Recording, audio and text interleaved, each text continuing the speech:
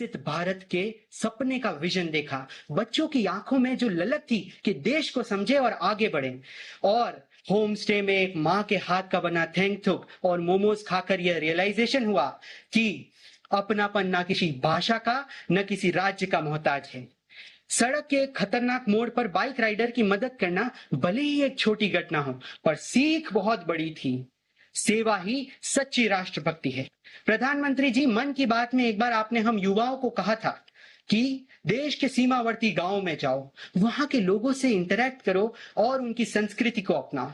तब मैं आपकी बात अपने परिवार के साथ सुन रहा था और मुझे जरा भी अंदाजा नहीं था कि मैं माय भारत के माध्यम से आपके समक्ष अपने विचार प्रस्तुत करूंगा।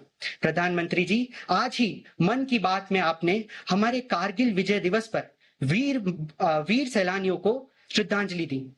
उसी भावनाओं को कंटिन्यू रखते हुए जब हमारे माय भारत वॉलेंटियर्स ने भी, जब वे कारगिल वॉर मेमोरियल गए तो वहां पर हमारे देश के वीर सैलानियों को नमन किया।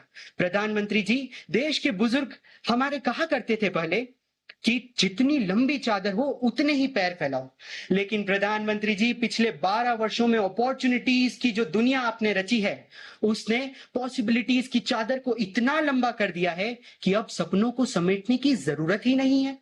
प्रधानमंत्री जी, मैं समस्त माय भारत वॉलेंटियर्स की तरफ से आपको यह आश्वासन देता हूं कि जिस विकसित भारत का संकल्प आपने लिया है और हमें दिया है, उसे पूर्ण करने में हम जेनजी तत्पर रहेंगे। क्योंकि जेनजी का मतलब है नेशन बिल्डिंग, जेनजी का मतलब है कैरेक्टर बिल्डिंग, जेनजी का मतलब है सेवा का पर्याय, जेनजी का मतलब है इनोवेशन, अर्थात जेनजी है नेशन फर्स्ट। प्रधानमंत्री जी, हम सभी युवाओं ने वहां पर जो कुछ एक्सपीरियंस किया उसे जर्नलाइज किया और हमने यह डिसाइड किया है कि हम उसे एक कंपाइल्ड एक्सपीरियंस नोट के जरिए आप तक जल्द ही साझा करेंगे। धन्यवाद। जय हिंद।